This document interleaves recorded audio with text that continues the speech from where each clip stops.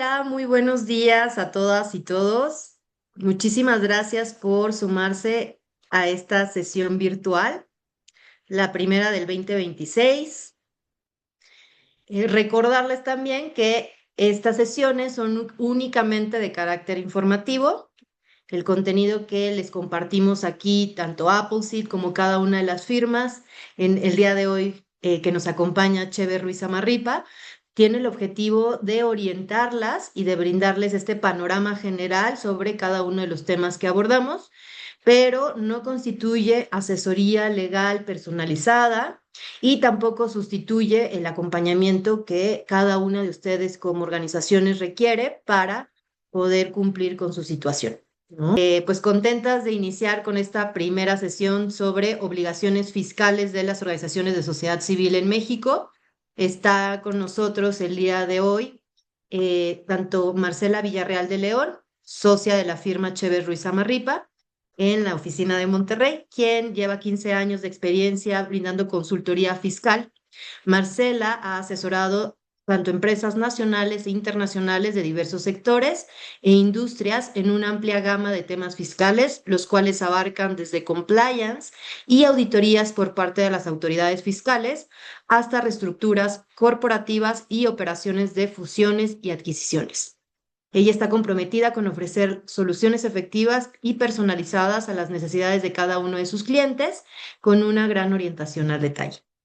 Además, como parte de su práctica, asesora a personas físicas desde la perspectiva fiscal y patrimonial. Ella se incorporó a HB Ruiz Amarripa en el 2009, siendo admitida como socia en el 2024. Muchísimas gracias, Marcela, por estar el día de hoy con nosotros. Al contrario, muchas gracias por este espacio y encantada de estar aquí y de platicar de estos temas tan relevantes para las organizaciones. Muchísimas gracias. Y también está con nosotros Daniel Naranjo Venegas. Él es asociado de la firma HB Ruiz Amarripa, también en la oficina de Monterrey. Su práctica profesional se centra en operaciones de M&A y en el sector inmobiliario, participando activamente en la estructuración fiscal de proyectos inmobiliarios a través de distintos vehículos de inversión, incluyendo fideicomisos, en los que intervienen inversionistas tanto nacionales como extranjeros. Adicionalmente, Daniel ha asesorado a grupos familiares en el diseño de estructuras de tenencia, control y sucesión patrimonial, con el objetivo de implementar esquemas ordenados que permitan la continuidad del patrimonio en el largo plazo. Y su práctica se distingue por una visión integral de los asuntos, atención al detalle, un enfoque práctico y un sólido liderazgo técnico. Muchísimas gracias, Daniel, también por estar el día de hoy aquí con nosotros, en esta primera sesión.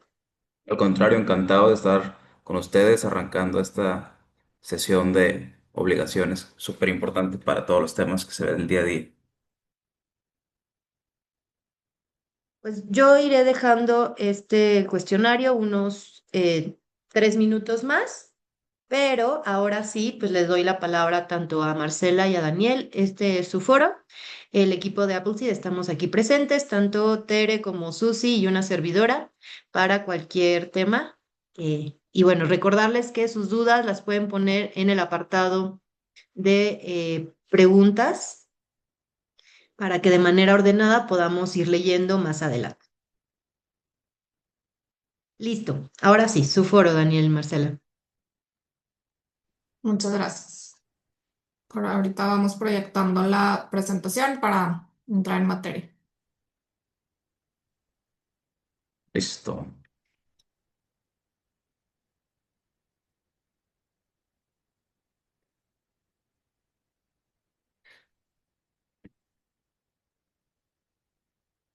Bueno, pues Sí, nuevamente, sí, ahí bueno, yo lo veo, no sé perfecto. los demás. Creo que sí. Correcto, sí se ve. Pues nuevamente agradecerles el espacio, encantados de estar aquí platicando de estos temas tan relevantes, porque digo, sabemos que no es el único tema que como organizaciones tienen que tener de alguna manera desarrollado, pero sí es un tema muy importante, todo lo que tiene que ver con las obligaciones fiscales de las organizaciones que representan, ¿no? Entonces, entre Daniel y yo vamos a tratar de darles un panorama general, como se comentaba al inicio, del marco normativo en materia fiscal. Es mucha información y vamos a tratar de hacerlo lo más concreto y práctico posible. Y como se comentaba al inicio, con el objetivo de que se lleven este panorama general, con independencia de que puedan quedar dudas específicas, pero que al menos tengamos esta idea de todas aquellas obligaciones con las que tenemos que cumplir como organizaciones para no tener algún tema desde una perspectiva fiscal. Entonces, si nos vamos a la agenda, estos son los temas que vamos a platicar en este espacio, en esta primera capacitación del 2026. Y como podrán ver, está dividido en tres apartados distintos, ¿no? El primero va a ser de obligaciones fiscales en general para todas las organizaciones de la sociedad civil. ¿Por qué decimos que para todas? Porque habrá organizaciones que además de que son consideradas como no contribuyentes para efectos fiscales, tienen la particularidad de calificar como donatarias autorizadas, que ese es el segundo tema, y les van a aplicar requisitos y temas específicos y especiales. Entonces, primero queremos darles ese panorama general de a qué nos referimos cuando decimos que una organización sin fines de lucro se considera no contribuyente para efectos fiscales. Entonces vamos a hablar de esas generalidades, vamos a hablar de todas las reglas especiales que hay en torno a este concepto de remanente distribuible, que sabemos que suena complicado, pero van a ver que no lo es tanto, es algo muy, este, muy claro, pero con un nombre muy técnico. Vamos a hablar también de qué pasa cuando un no contribuyente percibe ciertos tipos de ingresos porque puede haber obligaciones específicas y también de todas las obligaciones en general, de contabilidad, de emisión de CFDIs, etcétera, ¿no? Y cuando luego platiquemos de donatarias autorizadas, vamos a darles todo el contexto de todos estos requisitos especiales que aplican a las organizaciones de la sociedad civil que califican como donatarias autorizadas, que solicitan autorización y que la obtienen. Porque este tipo de organizaciones tienen un control mucho más estricto en cuanto al cumplimiento de requisitos que hay y que existen para que puedan calificar como tal, en cuanto a los ingresos que perciben, en cuanto a la información que se tiene que dar a las autoridades fiscales. Entonces, vamos a tomarnos un tiempo para hablar en específico de este subgrupo de organizaciones que tienen esta característica especial de calificar como donatarias autorizadas. Y para el final les vamos a platicar un poco de qué cambios hubo para 2026. Estas actualizaciones se introdujeron vía disposiciones de carácter general que son conocidas como resolución miscelánea fiscal. Estas reglas se publican cada año y luego hay actualizaciones durante el año. Entonces, en la resolución miscelánea fiscal para 2026 se incluyeron ciertas actualizaciones que aplican para no contribuyentes y o para donatarias autorizadas y también les vamos a platicar un poquito de esto. Entonces, les queríamos dar este panorama general y por ahí Daniel va a empezar a ir explicando cada tema y con gusto vamos a tener un espacio para preguntas cuando terminemos de compartirles el contenido del primer apartado de obligaciones fiscales generales y otro cuando terminemos el apartado de notarias autorizadas, nada más para que se sientan tranquilos que por ahí vamos a tener un espacio. Entonces, igual, Daniel, te cedo la palabra para empezar con el contenido. Perfecto. Buenos días, pues. Como comentó Marcela, esta es la agenda del día de hoy y vamos a comenzar primero con las obligaciones generales de las OSCs. Eh, todo este son puras viñetas, que son guías para tanto para ustedes como para nosotros, pero básicamente lo importante o lo que me gustaría que se queden de este primer apartado es que las organizaciones de la sociedad civil son personas morales que no son contribuyentes. ¿Qué significa que no sean contribuyentes? Que a diferencia de las empresas, como conocemos que las empresas, pues su único fin es generar ganancia para sus inversionistas y comercializar y tienen especulación comercial, por esas actividades que generan pues rendimientos o dinero, pues, tienen que pagar impuestos. Y las organizaciones de la sociedad civil, que son no contribuyentes, su único fin es realizar cierto tipo de actividades que benefician a la sociedad o benefician a ciertos sectores vulnerables, como por ejemplo apoyo social, económico, las educativas, las religiosas, políticas, entre otras. Y considerando esos fines particulares que no persiguen un ánimo de especulación comercial o de lucro para sus integrantes, Es por lo cual la ley del impuesto sobre la renta les brinda una serie de beneficios a través del título tercero de la ley, que eso ya es muy técnico, pero se los comento como referencia, consistentes principalmente en que todos los ingresos que generen, bueno, no todos, los ingresos que generen relacionados con sus actividades no estarán sujetos a contribución, sin que signifique que no tienen, que no pueden percibir otro tipo de ingresos. Podrán percibir otro tipo de ingresos siempre y cuando esté dentro de unos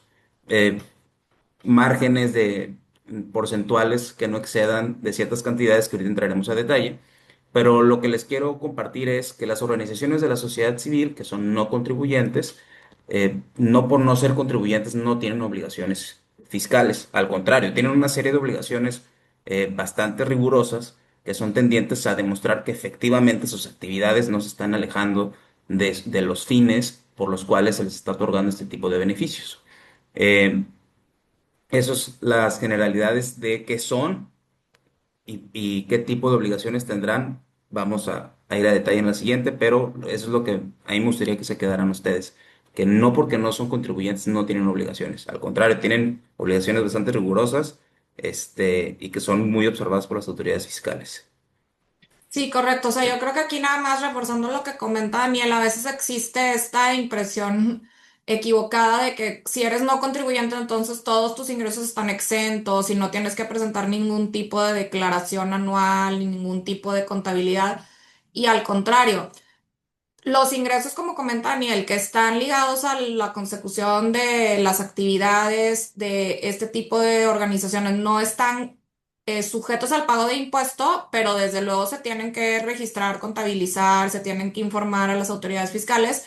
Y también, como comentaba Daniel, vamos a ver más adelante que hay ciertos ingresos que están sujetos a reglas específicas. Entonces, yo creo que lo más importante es quedarnos con este mensaje y ahorita vamos a entrar a detalle de qué son esas obligaciones y cómo se determinan y qué ingresos pueden estar sujetos a pago de impuesto o no. Pero sí, o sea, creo que todos nos ha pasado que decimos, ah, no, pues todos los ingresos están exentos porque no son contribuyentes y no es el caso y eso es un poco lo que queremos dejarles y transmitirles en este primer apartado. Correcto. ¿Y quiénes son las organizaciones de la sociedad civil que pueden calificar como no contribuyentes?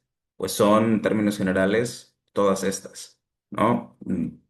No vamos a mencionar todas, pero pues están las de asistencia y beneficencia, enseñanzas científicas, desarrollo social, eh, otorgamiento de becas, sociedades de colonos, esas ACs que se hacen en las colonias de accesos controlados, también son no contribuyentes porque pues, evidentemente no buscan generar rendimientos para sus miembros, cajas de ahorro, sociedades de beneficencia, entre otras. Y aquí sé que nos vamos a adelantar un poquito al siguiente tema, al siguiente apartado, perdón, pero si se fijan, señalamos algunas de estas organizaciones de la sociedad civil en negritas y con asteriscos. ¿Por qué? Porque para que este tipo de organizaciones sean no contribuyentes, necesariamente deben obtener la autorización de poder recibir donativos deducibles y emitir comprobantes fiscales por esos donativos. ¿Qué significa? Que si una organización, como por ejemplo de enseñanza, una escuela, no tiene la autorización para ser donataria autorizada, pues no podrá ser no contribuyente. Lo mismo va para los de asistencia y beneficencia, investigación científica, tecnológica, culturales, museos, bibliotecas, los que otorgan becas, los de beneficencia privada, desarrollo social, en fin, todos los que están aquí señalados con negritas. Y esto es bastante importante porque quizás algunos solamente se queden en el primer paso de constituir la asociación que va a estar dedicado a asistencia y beneficencia, pero nunca se solicitó la autorización para recibir donativos deducibles, por lo tanto, no son no contribuyentes y tendrán las obligaciones que le corresponde a una empresa común y corriente que persigue fines de lucro. Sí, correcto, eso es súper importante. Y si quieren nada más para ponerlos en contexto de qué implica no estar no ser considerada no contribuyente, como dice Daniel, vas a tener que pagar impuestos como cualquier persona moral que sí percibe fines de lucro, que básicamente va a ser el 30% de tu resultado fiscal, o sea, de tus ingresos menos tus deducciones. Entonces, ¿cuál es el tema de no obtener esa autorización? Que, por ejemplo, si es una institución de enseñanza, va a tener que pagar impuestos por todos los ingresos que genere por los servicios educativos al 30% versus no tener que pagar impuesto por esos ingresos en la medida en que se cumplan todos los requisitos que resulten aplicables, ¿no? Y esto también es importante para aquellas organizaciones que ya obtuvieron su autorización para ser donataria autorizada. Y ahí lo trascendente es que no podemos perder esa autorización, porque si perdemos la autorización, pues en automático nos convertimos en contribuyentes. Entonces creo que, como dice Daniel, súper importante para aquellas organizaciones que están por iniciar operaciones o por constituirse, tener en el radar que van a tener que solicitar esta autorización para poder aplicar este set de reglas fiscales. Y para las que ya tienen autorización, ser conscientes de la importancia de esa autorización, porque si la pierdes, no solo ya no puedes expedir CFDIs de donativos deducibles, sino que ya no te consideras no contribuyente y estás en el régimen general de ley sujeto al 30% de pago de impuestos. Correcto. Y, por ejemplo, yéndonos ya un poco más a materia de las obligaciones que tienen estas organizaciones de la sociedad civil, que a partir de ahora, porque el nombre está muy largo, vamos a referirnos a ellos como no contribuyentes. Todas las obligaciones fiscales de los no contribuyentes son muchas. Y aquí tratamos de poner, bueno, no son muchas, pero son distintas a las de una persona moral normal, a las de una empresa. Y como comentamos, las personas no contribuyentes son no contribuyentes precisamente porque tienen fines que benefician a sectores de la población, a la sociedad en general, e incluso a la naturaleza. Y considerando eso fue que comentamos que no pagan impuestos respecto a los ingresos que perciban por realizar sus actividades, entre otros que vamos a comentar más adelante. Sin embargo, pues puede llegar a darse el caso en el que en un año una persona un no contribuyente, pues genere más ingresos por la realización de sus actividades que gastos. Esa diferencia entre todos los ingresos que generó por sus actividades y los gastos se le conoce como remanente distribuible. Es prácticamente la utilidad que generó la persona la no contribuyente, sabiendo que su fin no es generar utilidad, simplemente pues, por alguna razón en el ejercicio de que se trate tuvo menos gastos que los ingresos que generó por su actividad. Y este remanente distribuible no paga impuestos si se queda adentro de la no contribuyente. ¿Por qué? Porque si la no contribuyente lo utiliza el siguiente año para realizar sus actividades, pues seguirá siendo un ingreso o más bien un dinero que sí se generó por sus actividades y se destinó para realizar sus actividades, es decir, los gastos relacionados con sus actividades.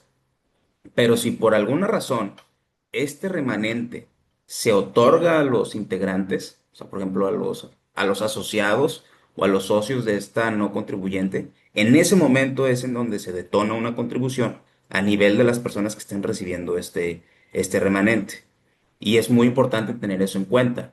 No es que esté prohibido que cuando eres no donataria, ahorita estamos hablando solamente de los no contribuyentes. Las donatarias tienen unas reglas un poco más estrictas.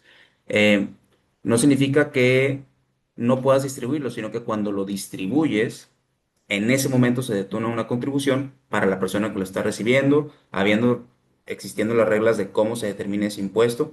Eh, Sin entrar mucho a detalle, pero es como si fueras una persona, o sea, si la mayoría de los miembros son personas físicas que tributan, de hecho aquí está, como personas de actividad empresarial, físicas de actividad empresarial, perdón, a personas físicas tendrás que tributar como si fueras una persona de actividad empresarial.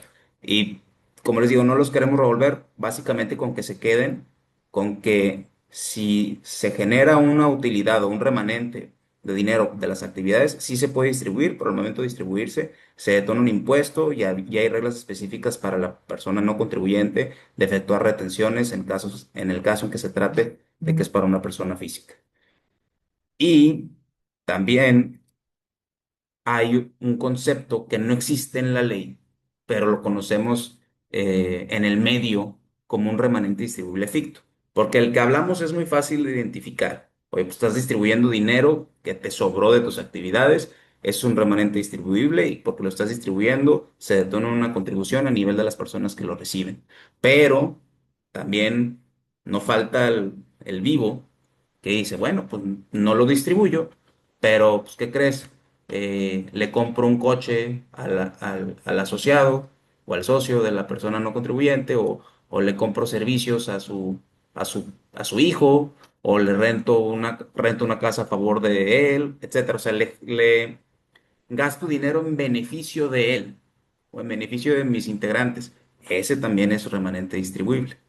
Entonces va a ser muy importante vigilar este tipo de cómo se utiliza este remanente y básicamente ustedes tengan en la mente es, si lo distribuyo, se paga impuesto y si genero un beneficio en favor de mis asociados o integrantes, se genera un impuesto, voy a tener que retenerlo y enterarlo. Y eso es bastante importante tener un registro de esto. No sé, Marcela, si quieras agregar algo.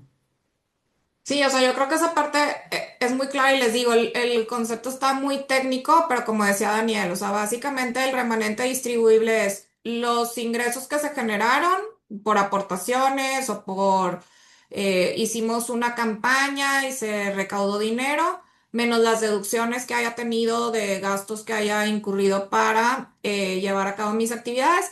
Lo que quede, pues es un remanente, así tal cual. Y como dice Daniel, en la medida en que ese remanente no se entregue a los miembros o socios, nadie va a pagar impuestos, ni la organización ni sus miembros. Si se le entrega a los miembros, ellos son los que pagan impuestos con independencia de que apliquen retenciones. Pero como comentaba Daniel al inicio, partimos de la premisa de que estamos hablando de no contribuyentes porque no se persigue algún fin de lucro ni de beneficio económico para los miembros de estas organizaciones. Entonces, si de alguna manera estoy beneficiando a estos miembros, pues la ley me castiga y me dice, oye, no nos hagamos tontos, o sea, tú estás de forma ficticia entregándole dinero a tus miembros o socios. Entonces, por eso es lo que comenta Daniel, de tener cuidado porque igual y puede haber ocasiones en las que no es por mala intención que le prestaste a tu socio o le prestaste a tu integrante, o es un miembro te dijo, oye, tienes que pagar esto y lo pagamos y no nos damos cuenta que eso nos mete en un tema de remanente distribuible ficto y que se tiene que pagar un impuesto y que vamos a ver que aquí, pues el pago, lo tiene que hacer la organización. Entonces, sí es súper importante conocer esto y estar al pendiente de estos conceptos, porque como les digo, no, o sea, probablemente no es que se haga en algún momento con una intención de darle un beneficio a alguien, pero sí se puede desconocer que, oye, no registré un ingreso o hice algún pago de algo que no era deducible y nos vamos a meter en este concepto de remanente distribuible ficto. Le agregamos el nombre de ficto porque no se entregó, pero tiene efectos como si se hubiera entregado, ¿no? O muy parecido a como si se hubiera entregado. Correcto.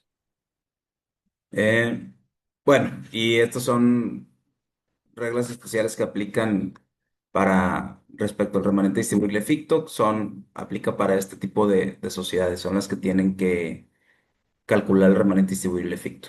Si se fijan, pues están prácticamente todas las monetarias autorizadas.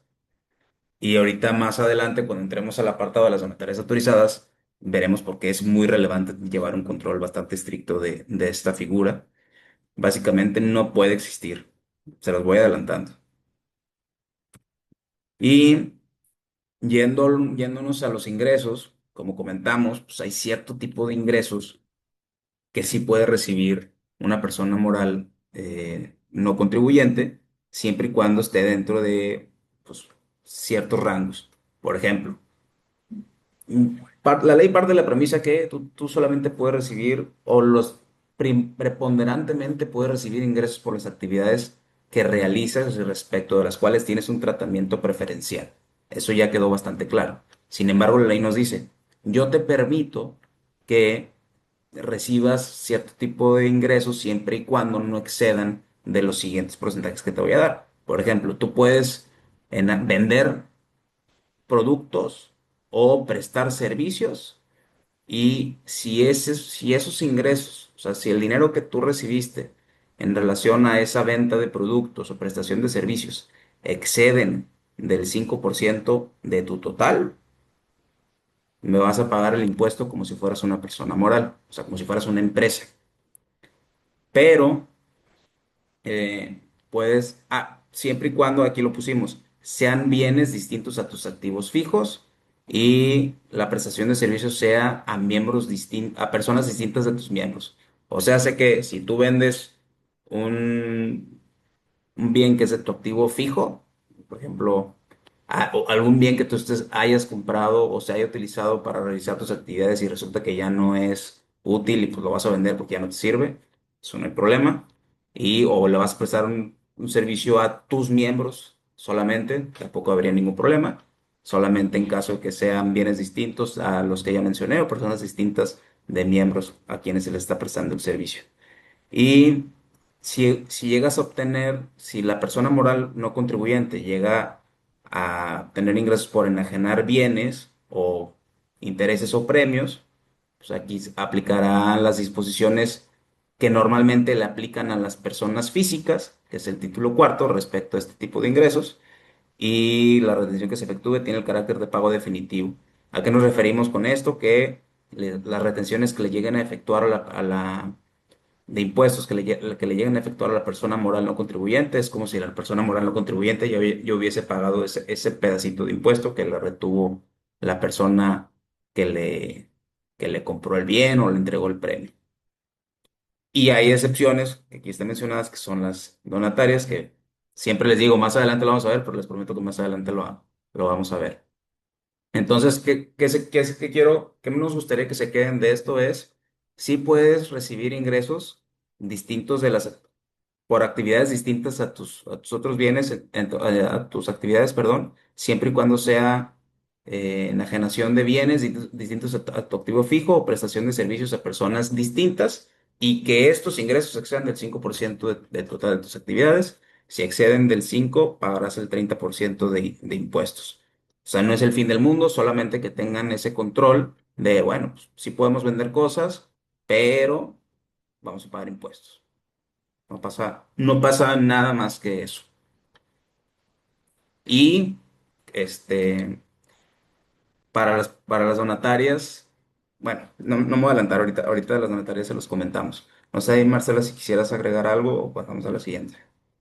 No, o sea, yo creo que como comentas, lo importante es tener ese control y también identificar qué tipo de ingresos estoy generando.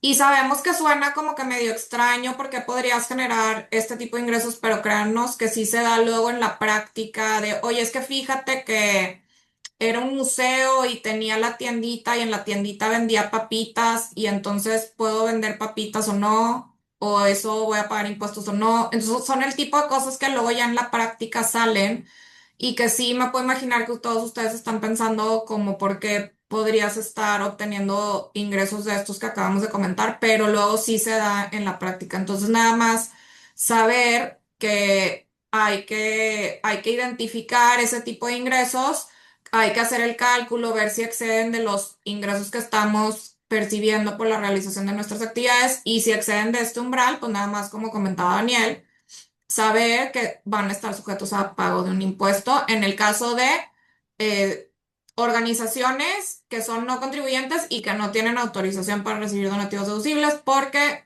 ahí son otros temas, ¿no? Pero yo creo que eso es lo importante. Y también es muy importante, o sea, que nos quedemos con que toda esta información, de alguna manera, sí se la vamos a entregar a las autoridades fiscales, porque ahorita vamos a platicar de las obligaciones que tenemos de informar.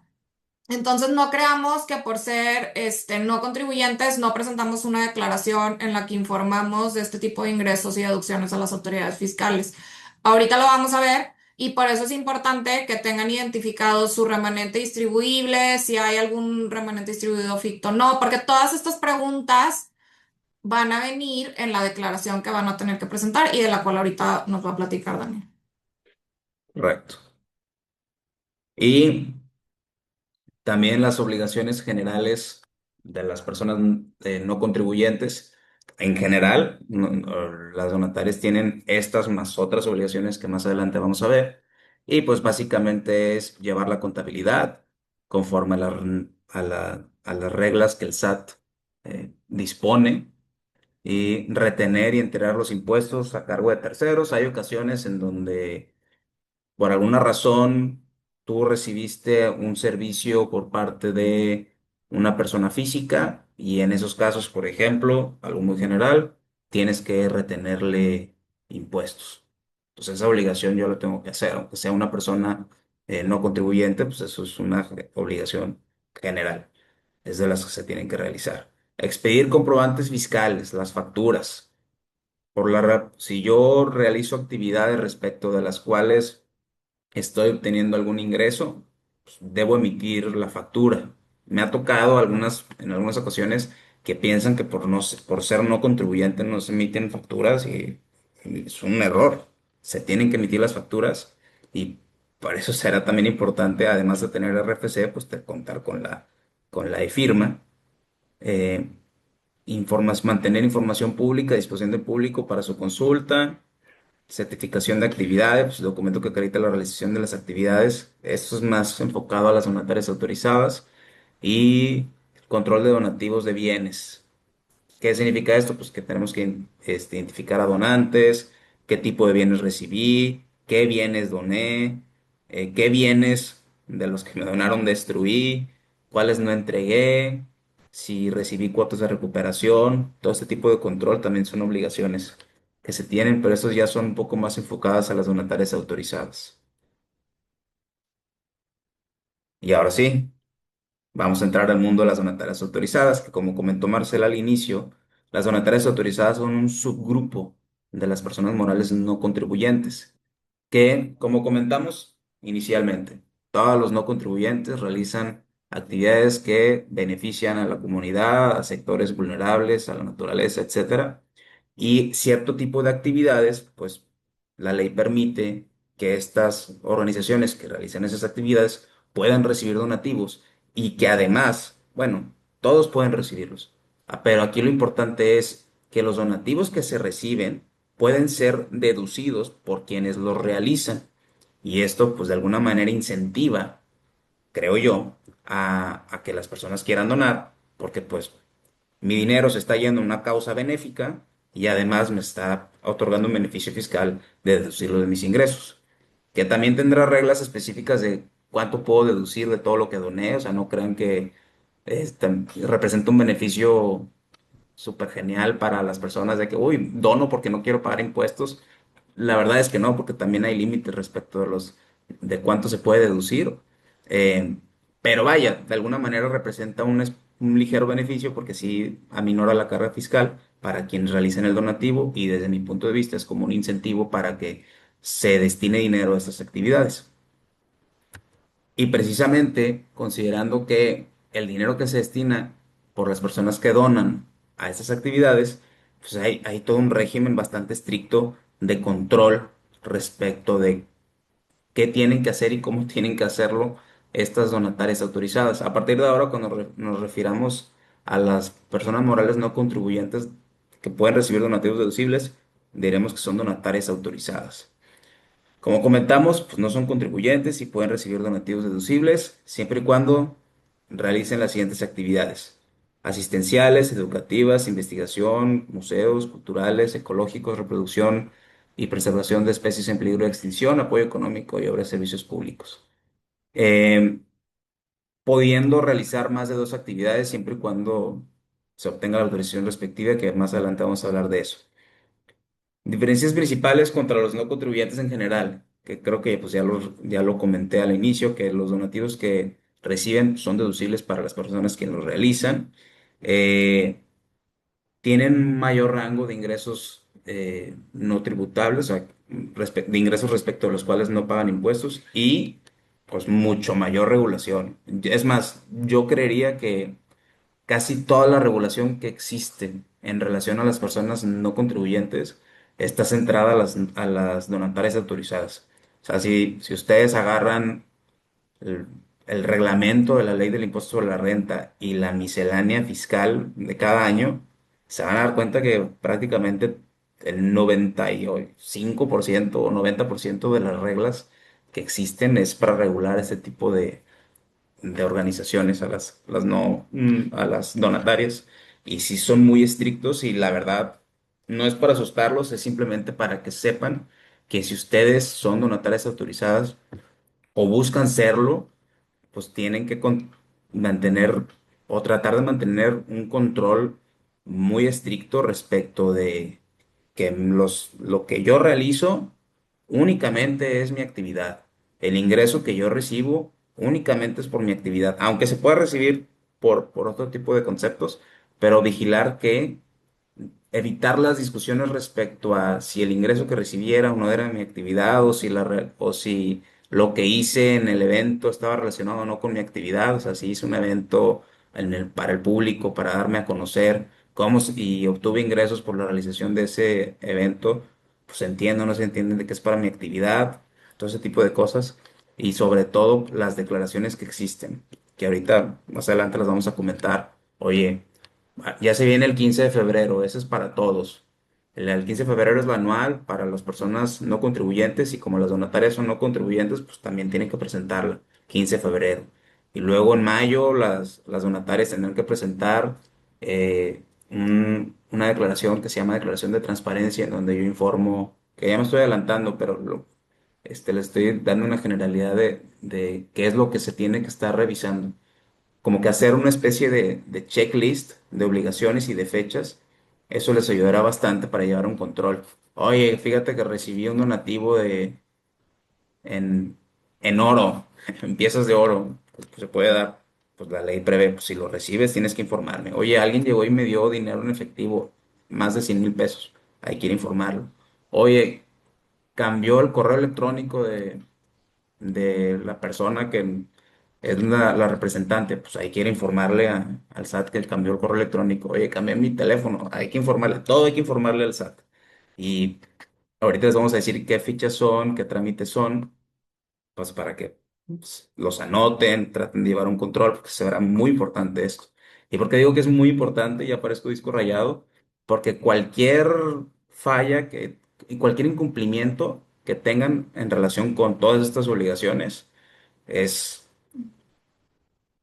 no quiero decir pena de muerte, pero básicamente se pierde la autorización y por perderla pues tienes que destinar todos tus activos a otra donataria autorizada. Y ya entraremos más a detalle de esto. Los requisitos para obtener la autorización. Pues el objeto social debe estar en alguno de los supuestos que están aquí. O sea, si es asistencial, tu objeto social tiene que decir que es asistencial. ¿Y cómo sabemos si mi objeto social dice que soy asistencial? ¿Qué redacción pongo? ¿Qué escribo? El SAT publica pues una especie de manual, que no es manual, en realidad se me está yendo el nombre. Modelo de El modelo, estatutos. gracias, Marcela.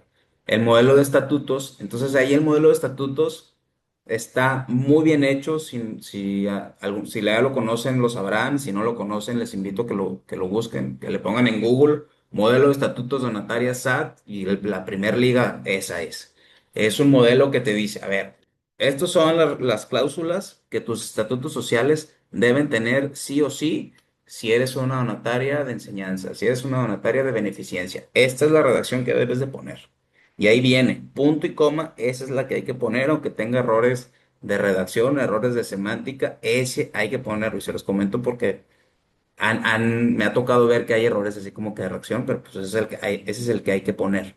Porque la ley, aunque no te dice expresamente que tiene que ser el modelo del SAT, pues el SAT básicamente busca que tengas ese modelo contemplado en tus estatutos. Te dice todo, qué cláusula de liquidación poner, qué cláusula de objeto social poner, qué cláusula de prohibición de remanente distribuible poner, todo ahí viene y eso es el que el SAT revisa para cuando metes tu autorización de ser donatario autorizado. Entonces, el objeto social debe ubicarse en alguno de los supuestos y cumplir con el modelo del SAT, sí o sí.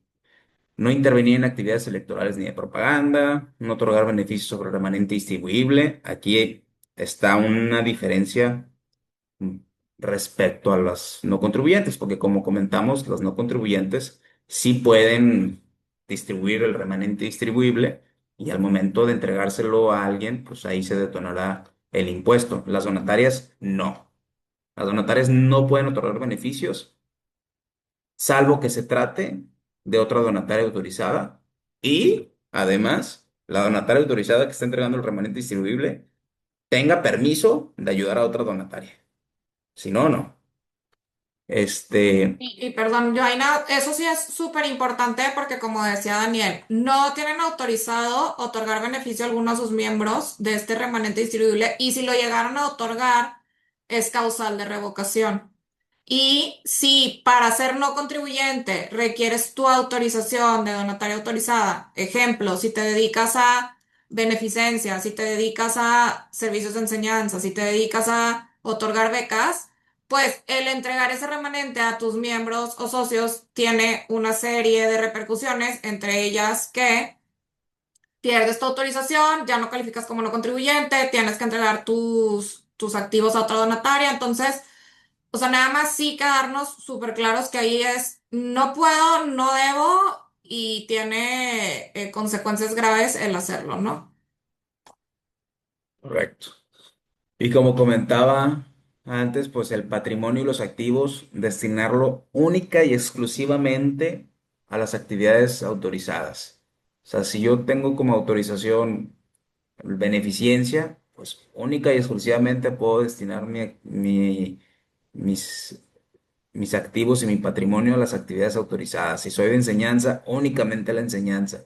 Y así por cada una de las actividades. Por eso les comentaba que es bastante importante, o sea, no que esté, bueno, pues es que sí está prohibido, pero no que no haya margen de maniobra respecto a, oye, pues si estoy haciendo un evento para que la gente me conozca y para que la gente sepa qué es lo que hago y para darme a conocer y que me donen, bueno, pues habrá forma en la que se puede argumentar que pues la realización de este evento tuvo como fin el que yo captara donativos para poderlos destinar a mis actividades. O sea, si hay forma, no los quiero espantar de que "Bueno, no puedo hacer nada más que lo que me autoricen". O sea, sí se puede siempre y cuando se pueda vincular o trazar que efectivamente esa actividad que yo realicé sí se vincula con mi autorización o más bien con la actividad respecto de la cual yo tengo autorización de recibir donativos deducibles. Y cuando me liquide, o sea, cuando la donataria diga, no, pues ya terminó nuestra tarea aquí ya terminó, ya no tenemos nada que hacer, hay que liquidar la donataria. ¿Qué hacemos con el patrimonio? Pues ya no voy a tener actividades, ya no puedo realizar actividades por las cuales me otorgaron la autorización. Pues, ¿qué hago? Pues la ley te dice, pues dáselo a otra donataria. Y hay una serie de reglas que habrá que emitir un CFDI de una manera especial según las reglas que vienen, pero en términos generales se tiene que entregar a otra donataria en esos casos, que la liquidación también puede existir a raíz de una pérdida de autorización. No necesariamente, porque cuando se pierde la autorización, pues simplemente te haces persona moral, contribuyente normal, pero a lo que voy es que si dejas de existir o pierdes la autorización, hay que destinar el patrimonio a otra donataria y mantener la información a disposición del público en general respecto a mi autorización principalmente. Eh, que este tipo de información, por ejemplo, el SAT la publica año con año en un directorio de donatarias, que es el anexo 14 de la miscelánea. Quizás algunos lo conocen, quizás algunos no, pero básicamente ese es el directorio de todas las donatarias que existen y vienen por actividades. Mira, todas estas son las donatarias de enseñanza, todas estas son las donatarias de beneficencia y todas estas son las donatarias de tal. Ahí vienen. Y todas estas son las donatarias que ya pidieron su autorización para que estés buzo y pues a ellos ya no les puedes donar. Ahí viene todo. Y ustedes también, si son donatarias, pues deben mantener esa información a disposición del público en general. Se tienen que presentar las declaraciones informativas que les comenté y que más adelante vamos a ver. Pero básicamente las declaraciones informativas son cambié información que le había dado el SAT originalmente cuando me inscribí, hay que informarle. Modifiqué mi estatuto social, hay que informarle. Recibí donativos en efectivo mayores de 100,000 pesos o en piezas de oro y metales preciosos, hay que informar. Quiero llegó mayo, hay que presentar la declaración informativa de transparencia, en donde viene cuánto te donaron, a qué lo destinaste, cuáles fueron tus gastos, todo eso. Eh, Hay que prestar bastante importancia o estar muy al pendiente de las operaciones que se tengan con partes relacionadas o con los donantes, porque hay limitantes. Partes relacionadas son pues, básicamente con los miembros o asociados de las donatarias o con los donantes que no se entienda que se están otorgando donativos que sean remunerativos u onerosos. Es bastante importante porque las donatarias tienen pues prohibido recibir ese tipo de donativos. No prohibido, pero los donativos que se realicen y que califiquen como onerosos o remunerativos pues no serán deducibles. Y esto es bastante importante porque las donatarias autorizadas tienen que emitir CFDIs por los donativos deducibles que reciban. Y si reciben un donativo que resulta que fue oneroso o remunerativo, ¿qué es oneroso o remunerativo? Que básicamente sea un pago de algo disfrazado de donativo. Yo te dono y tú me permites realizar un evento, vamos a suponer eres un museo y tienes un salón de eventos y yo te estoy donando a ti museo y tú por haberme donado me permites utilizar tu salón para mi boda, por ejemplo. Pues eso es un donativo oneroso, remunerativo y no es deducible. ¿Y a qué quiero llegar? A que si se otorga el CFDI de donativo deducible, esa es una causal de revocación, porque si se emite un CFDI de donativo deducible respecto a un donativo que no fue deducible, es causal de revocación. Y reglas particulares de gobierno corporativo para donatarias que tengan más de 100 millones de pesos de ingresos y 500 millones de pesos de patrimonio, también tendrán que observar una serie de reglas de gobierno corporativo particulares. ¿Y cómo se pide la autorización para obtener donativos deducibles? Hay una ficha de trámite que es la 19 ISR, que se llama Solicitud de Autorización para recibir donativos deducibles o para aplicar los donativos recibidos a actividades adicionales. Ese es todo el nombre. Se presenta a través de buzón tributario. O sea, primero una OSC tiene que ir a registrarse al SAT y ya cumplir.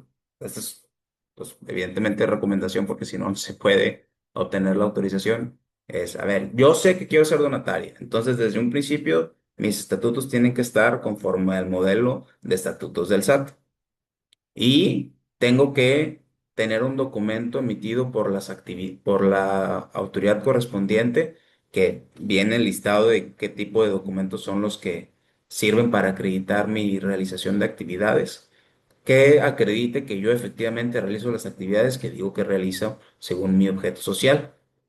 Si es de enseñanza, pues que mi objeto social diga que mi objeto principal es dar enseñanza. Si es de beneficencia, que diga que mi objeto principal es de beneficencia. Si es de conservación de especies, pues que diga, etcétera, etcétera, etcétera. Pues contar con todo eso. Y ahora sí, me doy de alta en el SAT, voy a nacer, si me permiten utilizar esa frase, de que yo nazco como como una empresa normal, común y corriente, con las obligaciones comunes y corrientes. ¿Por qué? Porque si yo soy una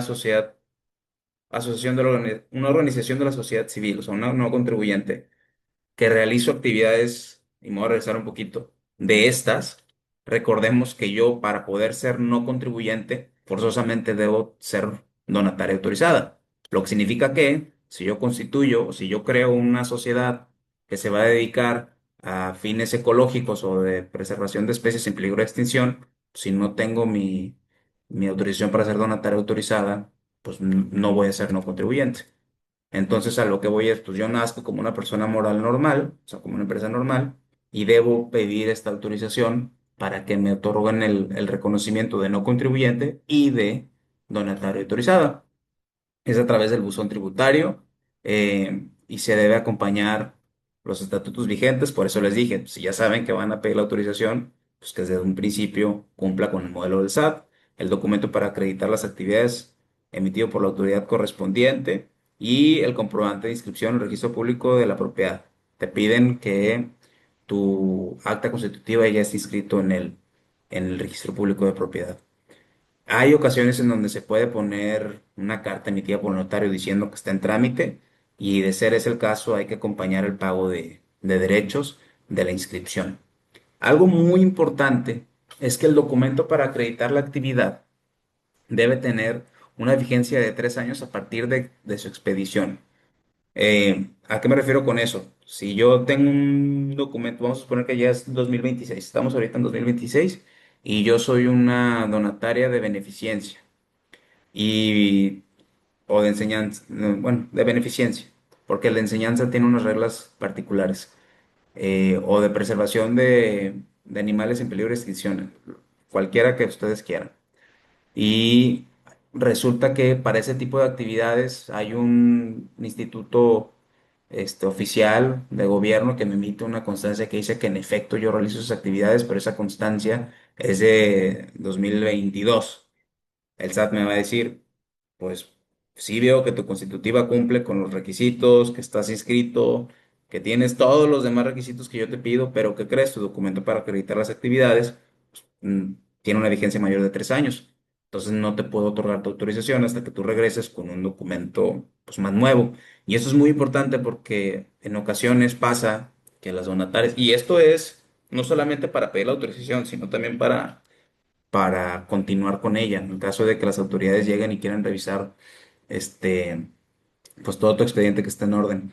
Y esto porque es muy importante, porque nos hemos dado cuenta que hay donatarias que tienen su documento que acredita las actividades, tiene más de 3 años, y pues dicen, pues ¿para qué quiero otro si ya me lo dieron cuando me constituí? Pues, es necesario contar con este documento renovado cada 3 años en caso de que las autoridades fiscales lleguen a revisarte y digan, oye, fíjate que tu documento ya no tiene vigencia, no te voy a renovar tu autorización para el siguiente año. Entonces, el siguiente año que no te renuevo, vas a dejar de ser donataria y vas a tener que entregar tu patrimonio a otra donataria. Y vas a ser contribuyente normal, pagando el 30% de impuestos por todos tus ingresos. Y ahí es en donde ya se vuelve relevante la razón por la cual es importante tener este documento actualizado. Entonces, ahí para las personas que ya tengan sus donatarias autorizadas, sepan que el documento que acredita sus actividades, pues hay que revisarlo que efectivamente esté dentro de la vigencia que el SAT permite o que más bien que considera como válido para efectos de la renovación. Porque como sabrán, las donatarias autorizadas, que ya son donatarias, siempre y cuando se cumplan los requisitos cada año, la renovación es en automático, sin tener que estar presentando solicitud por cada año.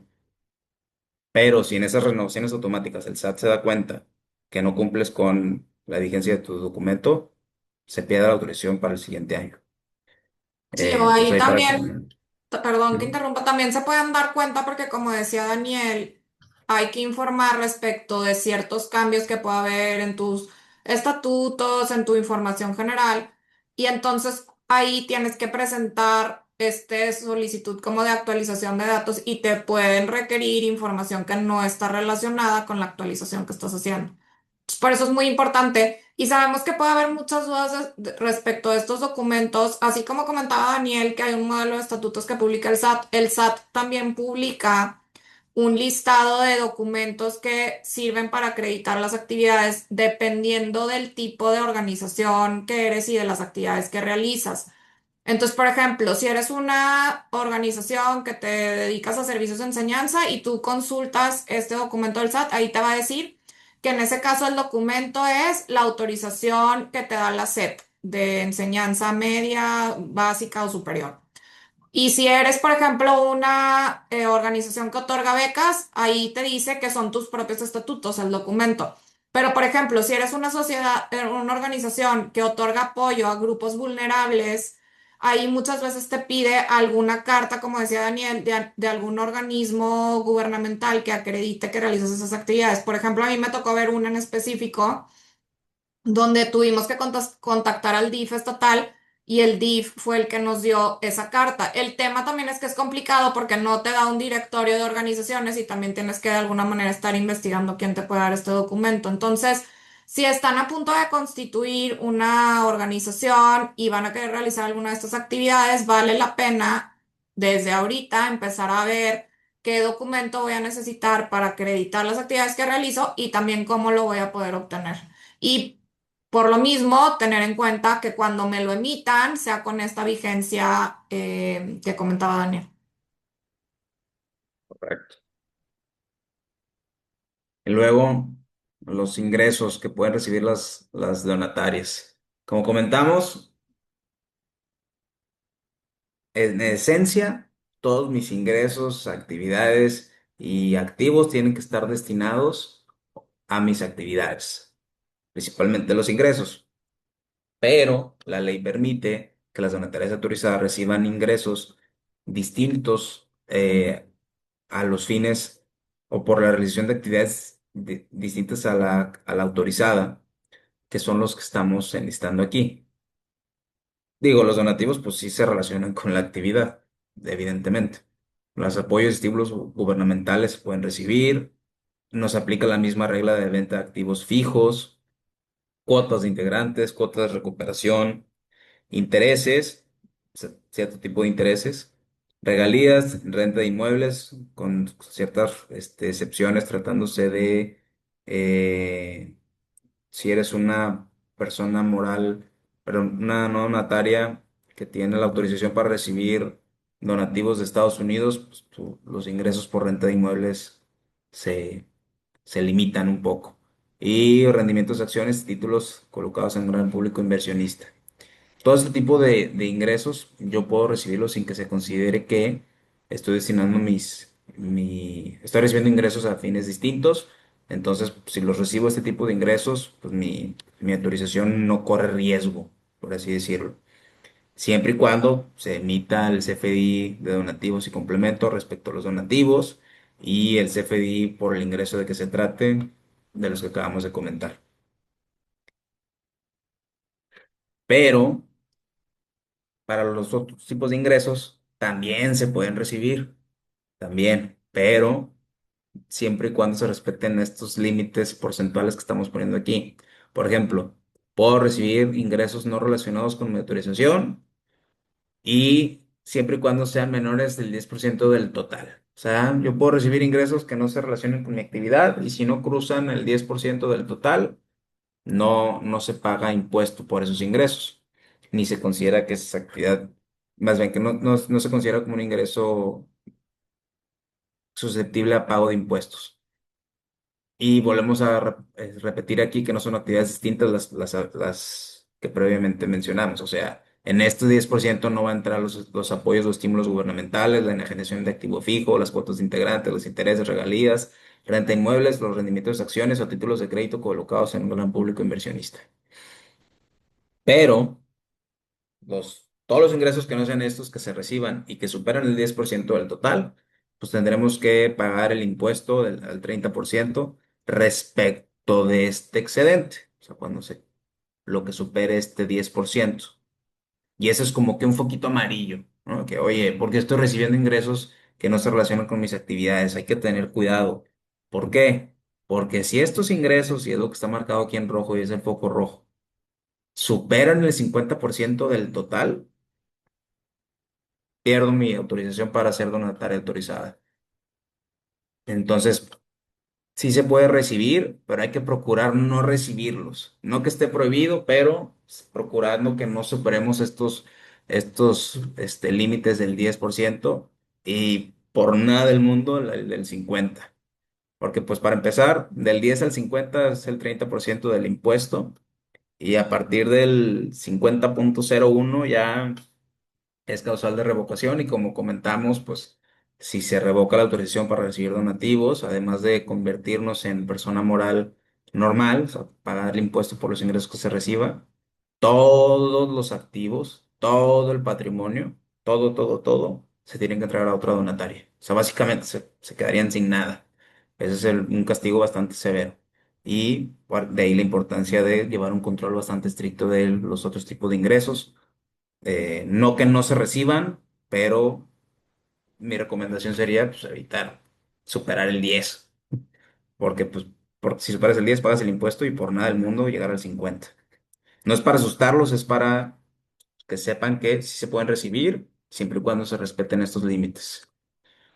Eh, las obligaciones, que ya las hemos dicho muchas veces a lo largo de la exposición, es realizar actividades exclusivamente a mi objeto social. ¿Y por qué lo repetimos tanto? Porque es básicamente de las cosas que más se fijan las autoridades, que en efecto tú realizaste tus actividades y destinaste tu patrimonio a la realización de tu objeto que fue autorizado para recibir donativos.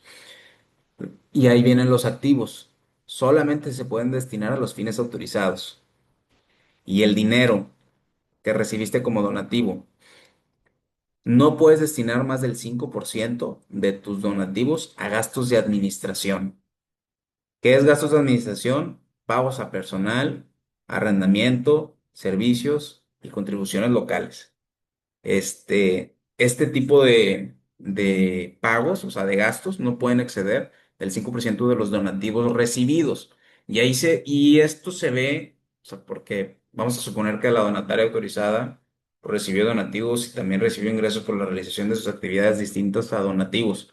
Oye, pues, ¿cómo llevo el control del 5%? O sea, si si ese dinero de gastos de administración yo lo utilicé con fondos que vinieron de ingresos distintos a donativos, el SAT ¿cómo se va a dar cuenta? Bueno, todo este tipo de cosas de cómo el SAT puede identificar si los donativos se destinaron o no, se ve en la declaración de transparencia que se presenta en mayo. Y ahí se tiene que poner, a ver, estos fueron mis ingresos por donativos. Estos fueron mis ingresos por actividades distintas a no donativos y que tengo permitido. Estos fueron mis ingresos que superaron el 10%. Y esos fueron mis gastos. Y esos fueron mis gastos administrativos y mis gastos operativos, que los operativos pues, son los distintos a los administrativos. Y ahí es en donde el SAT puede darse cuenta que, mira, en efecto, él destinó solamente el 5% de sus donativos a este tipo de gastos, entonces está bien. O no, fíjate, yo puedo ver en lo que me está informando que aunque él recibió ingresos distintos a, a donativos y que son permitidos, destinó más del 5% de donativos a gastos de administración. O sea, todo ese tipo de cosas sí se ve y por eso es bastante importante llevar un control de estos gastos y sobre todo, y esto se vuelve relevante porque hay donatarias que tienen personal, que pues, si no, ¿cómo funcionas?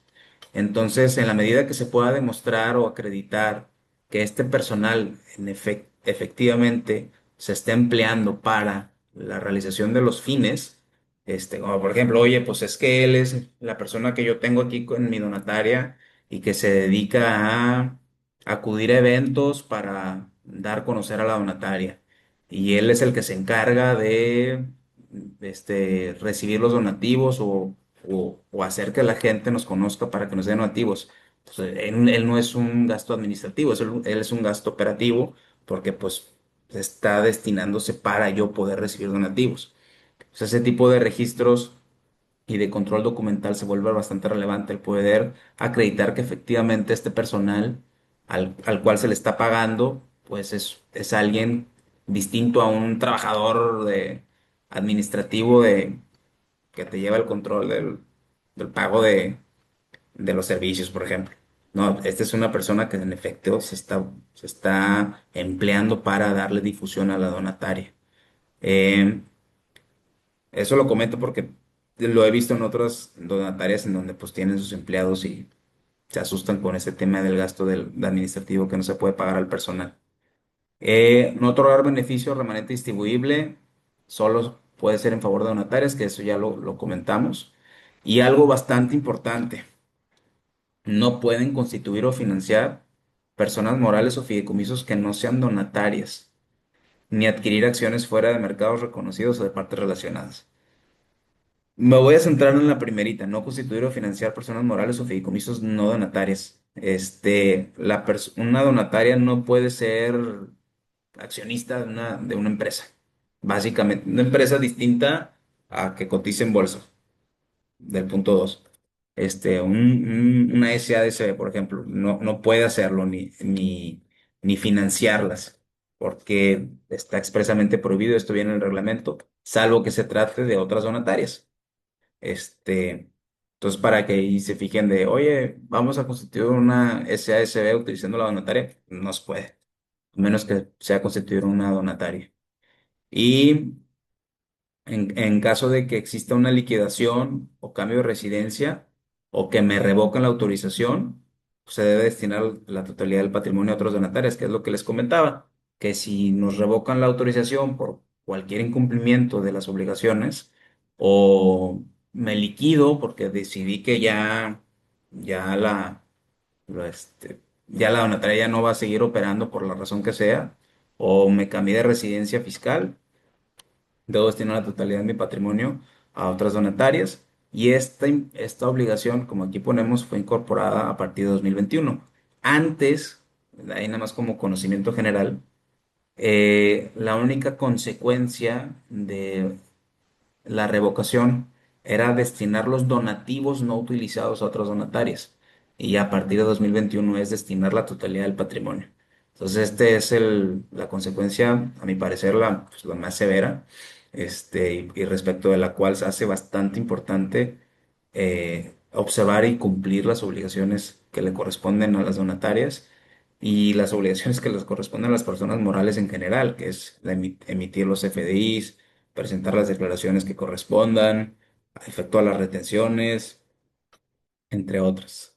Y ahí, digo, como comenta Daniel, esa disposición es relativamente reciente y obviamente es algo que se introdujo porque hubo abusos de ciertas, donatarias. Como siempre pasa, luego pagan justos por pecadores, pero digo, si ustedes dan un Google, de seguro encuentran ahí casos que fueron controversiales. Y a raíz de eso, pues se introdujo esta medida de aún mayor control, ¿no? Entonces, sí, como hemos comentado a lo largo de la presentación, pues tiene muchísima trascendencia el mantener vigente nuestra autorización, porque pues las consecuencias son muy graves, ¿no? En caso de que nos revoquen y la perdamos. Correcto.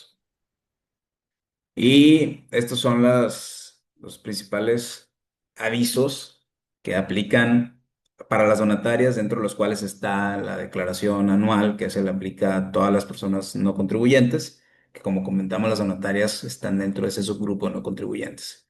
O sea, se tiene que presentar el 15 de febrero, o sea, ya, que el 15 creo que es viernes o no sé cuándo cae. Bueno, el Es viernes domingo. es el domingo, pues hay que presentarla esta semana.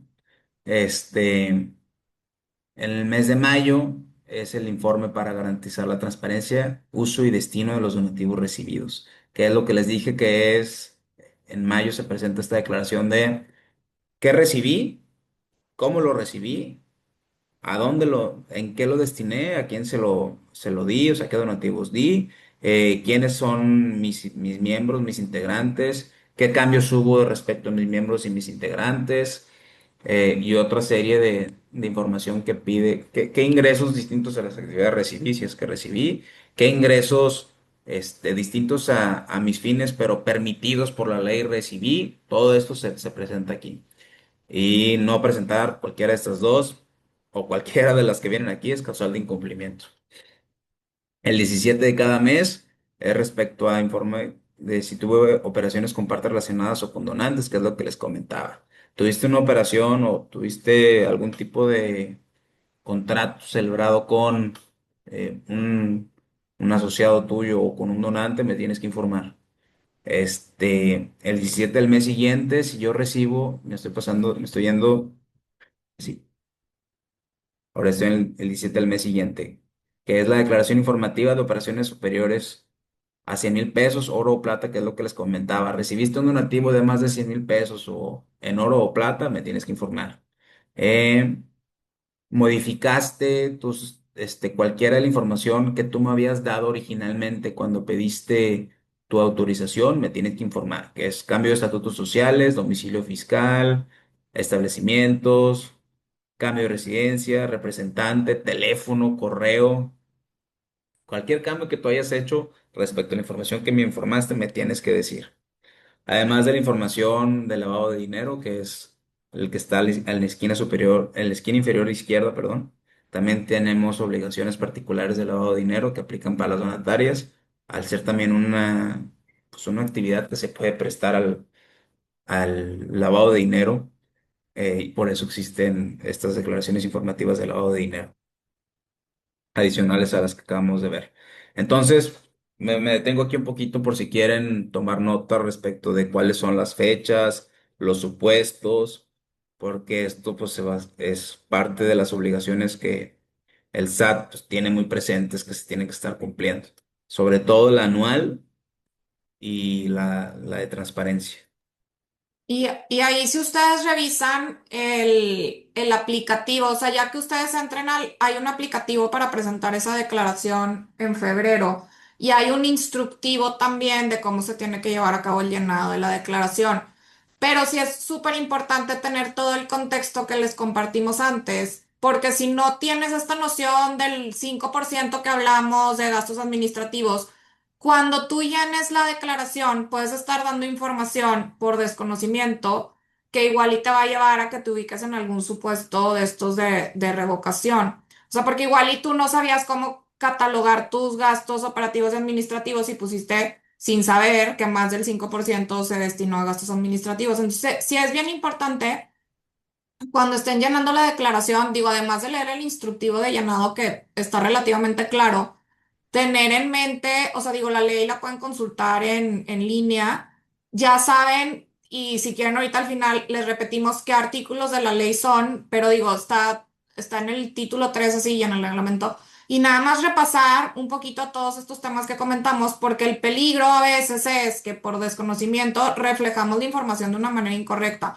Todo esto que Daniel les comentó, todo esto nos lo pregunta esa declaración, o sea, parece no ser muy trascendente, pero sí te pide que clasifiques tus gastos operativos y tus gastos administrativos. Te pide que des el detalle de los donativos que recibiste en el año. Te pide que des el detalle, te pregunta si los destinaste o no a tu objeto social. Entonces, o sea, aunque parecen muy esotéricas, todas estas reglas que les hemos estado comentando se plasman en esta declaración y es un aplicativo y además algo también muy importante, que haya mucha congruencia entre lo que ustedes van a incluir en la declaración que presentan en febrero, que es como su especie de declaración anual, y lo que presentan en la declaración de transparencia que presentan en mayo, porque también nos ha tocado que en la declaración de febrero pusieron una cosa y luego en la declaración de mayo pusieron otra y no son consistentes. Entonces, es súper importante tener en mente estos dos documentos, o sea, estas dos declaraciones que se tienen que presentar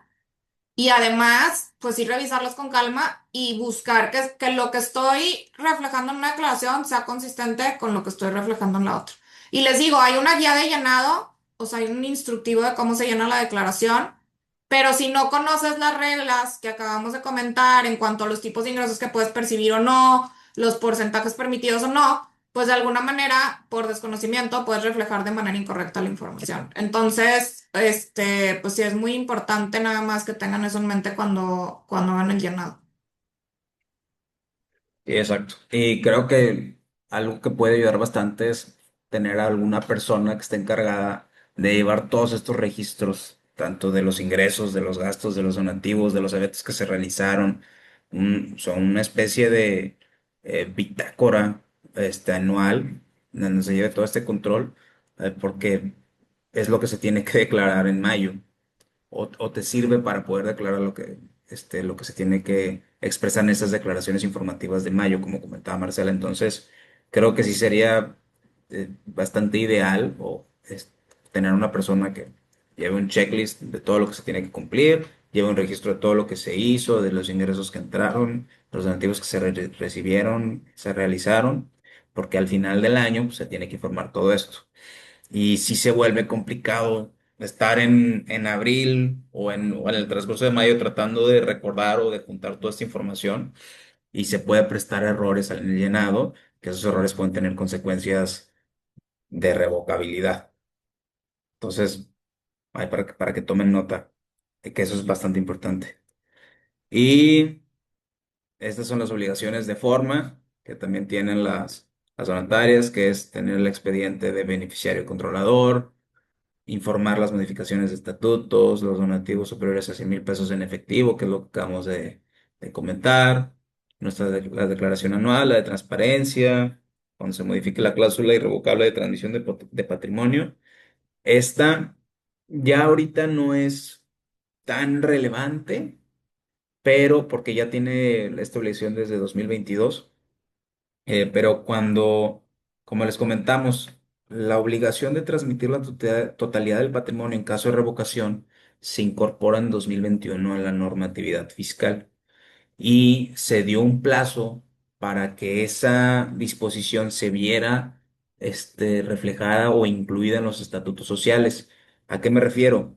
Que hay una cláusula de patrimonio, y eso viene también en el modelo del SAT, que dice que el patrimonio se va a destinar exclusivamente a los fines para los cuales se obtenga la autorización, y en caso de pérdida de la autorización o que yo haya solicitado salirme del régimen, debo destinar todo mi patrimonio a otra donataria. Eso tiene que estar en los estatutos. Entonces está la obligación de modificarla en caso de que no se haya modificado y yo ya he sido una donataria autorizada previo a esta nueva obligación. Está la obligación de modificar y avisarle al SAT cuando lo modificaste. La declaración informativa múltiple, en caso de que haya retenciones y pagos al extranjero, solamente en caso de resultar aplicable. Actualizar el documento de que acredite las actividades, que es lo que comentábamos. Estar vigilando que no supere de la vigencia de 3 años. Los informes de operaciones con partes relacionadas o donantes. Hay que renovar la firma dentro de los plazos establecidos, que son 4 años. Enterar las retenciones y los avisos de privacidad. Todo este tipo de obligaciones es un listado de obligaciones con las que se deben de cumplir y como les comenté, cualquier incumplimiento de obligaciones es causal de revocación. Y ahí yo creo que nada más, o sea, reiterar la importancia de que cuando vamos a informar de alguna modificación de estatutos o de algún otro cambio, la autoridad puede revisar el cumplimiento de otros requisitos. Entonces, nada más tener mucho cuidado porque nos pasó mucho en 2022 con lo que comenta Daniel, de que se tenían que modificar los estatutos y dar aviso al SAT, que las donatarias, por cumplir con esa obligación y modificar sus estatutos, pues tienen que informar y con motivo de ese informe, el SAT tiene derecho de revisar el cumplimiento de todos los otros requisitos y había donatarias a las que les decían, ay, oye, está perfecto, ya quedó bien tu cláusula, pero me di cuenta que esta otra cláusula está mal. Y entonces no te va a renovar la autorización hasta que no la modifiques. Entonces ese es el tema, que a veces, o sea, tenemos la obligación de informar, pero tenemos que tener cuidado cuando informemos que estemos cumpliendo con todo, porque si no, aunque el informe o la actualización no tenga que ver con ese requisito que no cumplí, sí lo pueden identificar y sí nos pueden, no renovar o revocar la autorización. Por ejemplo, el tema del documento, o sea, si sabemos que modificamos estatutos y que tenemos que presentar la actualización, pues nada más asegurémonos antes de presentar la actualización que mi documento está vigente, porque si no, pueden aprovechar para revisarlo en esa actualización. Exacto. Eh, y esto solamente aplica para las organizaciones de la sociedad civil, que tratándose de organizaciones de la sociedad civil, ¿y por qué lo comento que solamente aplica para ellas? Porque el manual de donatarias autorizadas, del estatuto, de los estatutos, perdón, contempla cuáles son los estatutos y cláusulas que deberán tener las donatarias autorizadas que no son miembros de la organización de la sociedad civil y las que sí las son. Este, y las que estén inscritos a este registro federal de organizaciones de la sociedad civil, además de tener los estatutos como los marca el SAT, pues deberán están inscritas para acceder a los apoyos y estímulos, contar con la clave única de inscripción, la CLUNI, informe anual de corresponsabilidad y mantener la información actualizada. Y luego, ¿qué es esto de beneficiario controlador que hemos estado comentando así solamente leyendo? Pues prácticamente es quien ejerce el control de manera efectiva sobre la persona moral.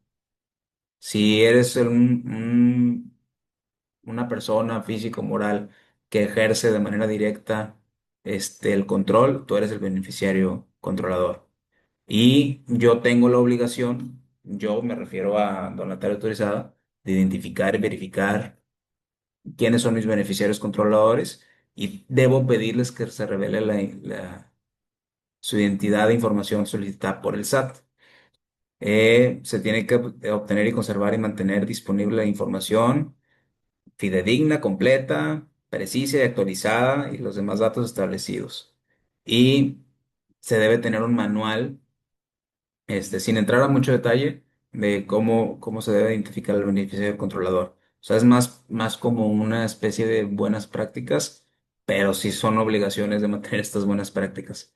Este, y esto es muy general porque si quisiésemos hablar de beneficiario controlador necesitaríamos una sesión aparte. Solamente les comento que también hay que tener en el radar esta obligación de identificar el beneficiario controlador, que se vuelve bastante relevante, sobre todo para las donatarias autorizadas, considerando que tienen un régimen no solamente benéfico respecto a los ingresos que reciben, sino respecto a los CFDIs que emiten, que amparan que el donativo es deducible y por eso se vuelve bastante relevante tener bien identificado el beneficiario controlador. Sobre todo las autoridades prestan bastante atención en esto.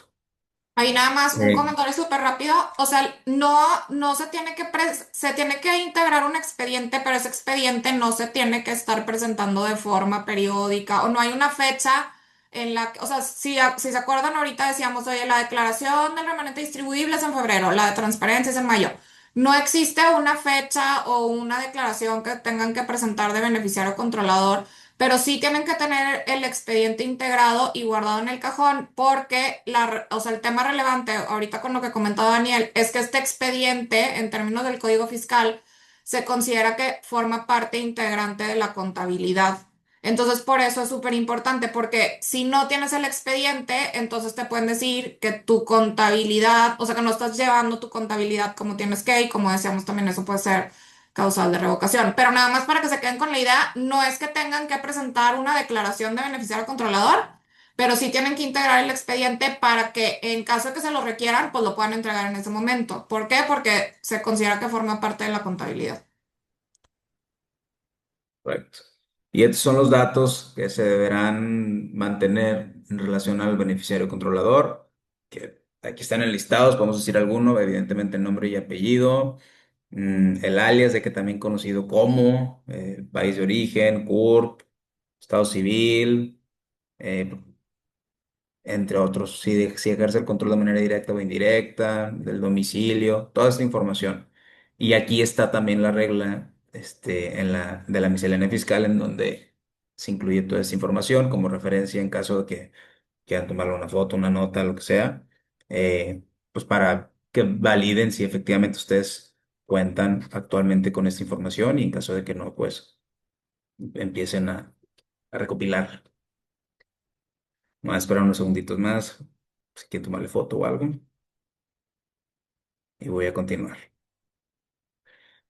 Eh, ¿Cuáles son las sanciones?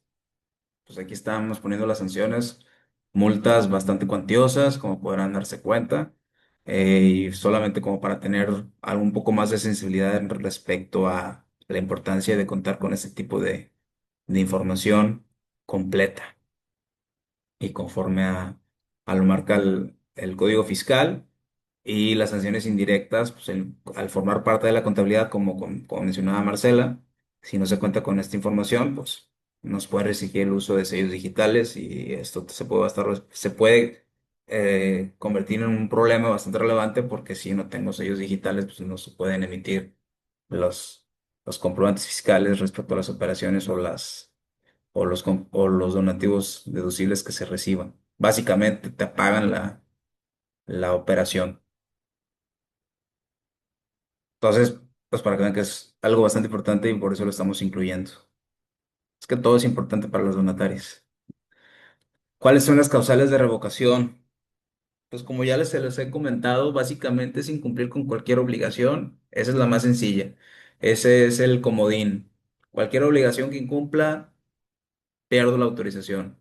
Pero también hay otras más puntuales. Es si yo destino mis activos a fines distintos a mi objeto social, pierdo autorización. No expido CFDIs por donativos o los expido diciendo que son donativos cuando corresponden a operaciones distintas, como por ejemplo un donativo oneroso, causal de revocación. Si el SAT se da cuenta de que incumplí con obligaciones o requisitos aplicables a las donatarias autorizadas, que es lo que les digo que es el comodín, se revoca. Eh, Me están incluyendo en la lista negra del SAT de que emito comprobantes por operaciones inexistentes, pues evidentemente también es causal de revocación. Mis representantes legales, socios o asociados o los miembros del consejo directivo estuvieron en la lista negra en los últimos 5 años, también causal de revocación. Entonces, estos son las causales que vienen tal cual en la ley. Aquí estamos incluyendo la referencia, que es el artículo 82 cuater de la ley del impuesto sobre la renta. Y pues son los que hay que validar, nunca encuadrar en estos, y por eso también se vuelve bastante importante pues estar monitoreando sobre todo lo de la lista negra, pues que ninguno de mis representantes, socios o asociados hayan estado en alguna otra organización listada en el 69B en los últimos 5 años. Oye, fuiste accionista de una sociedad, tú, mi representante legal, fuiste accionista de una sociedad que hace 4 años publicaron en la lista negra del 69B como facturera. Oye, pues, ¿qué crees? O sea, pues, cuidadito aquí porque si se dan cuenta, nos van a revocar. Entonces, sí llevar como que un control respecto a quiénes van a ser mis representantes legales, asociados, etcétera, para no encuadrar en este supuesto. Creo que esto es algo que quizás no muchos revisan, pero se vuelve bastante relevante si tener alguna persona que se encargue de hacer como una especie de no investigación previa, pero sí revisar al menos que estas personas no hayan estado involucrado con factureros. Evidentemente, pues evitar emitir comprobantes fiscales por operaciones que no existieron y que ahorita ya en este año se vuelve bastante relevante porque la autoridad tiene una nueva facultad de comprobación que seguramente las donatarias no van a ser las primeras en, en que la revisen en esta nueva facultad de comprobación, pero básicamente la autoridad puede llegar a tu domicilio y decir, oye, a ver, muéstrame la materialidad de todos los FDIs que emitiste en este periodo.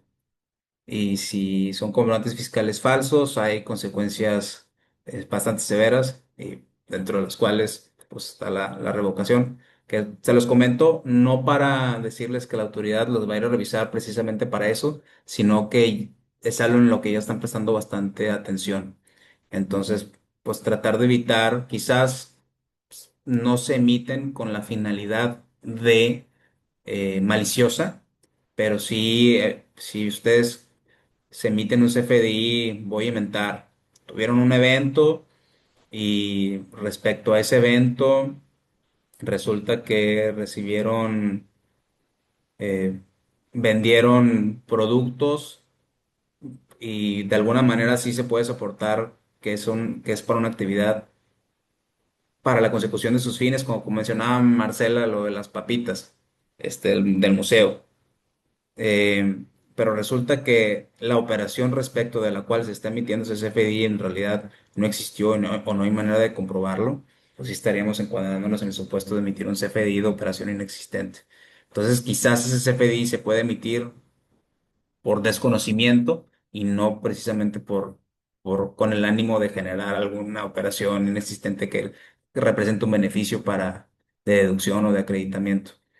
Y evidentemente lo del incumplimiento de las obligaciones. O sea, sí quise hacer una pausa aquí bastante amplia, porque básicamente estos son los puntos en donde más atención hay que estar prestando como donatarias autorizadas. Eh, y los que ya mencioné anteriormente, que estos también están listados en el artículo, si mal no recuerdo, el 80, lo de los ingresos por actividades distintas, que lo que dijimos, si superan el 50% de los ingresos totales, causal de revocación. ¿Y qué pasa cuando pierdo la autorización? Comienza el procedimiento de revocación. Cuando se encuadran en alguno de los supuestos de pérdida de revocación, no es instantáneo el que se tenga que entregar todos los bienes y el patrimonio a otra donataria, y no es instantáneo que me salgo del régimen, sino que la autoridad nos da un plazo de 12 meses para subsanar cualquiera de los incumplimientos que se me hayan detectado. Y en caso de que en esos 12 meses no se subsane, eh, pues se pierde ahora sí definitivamente la autorización, con las consecuencias que ya hemos comentado, que se debe entregar el patrimonio a otro donatario autorizado. Y si ya se había revocado en una ocasión por ingresos a actividades distintas del 50%, no será posible obtener una nueva autorización y hay que destinar todo el patrimonio a otra donataria.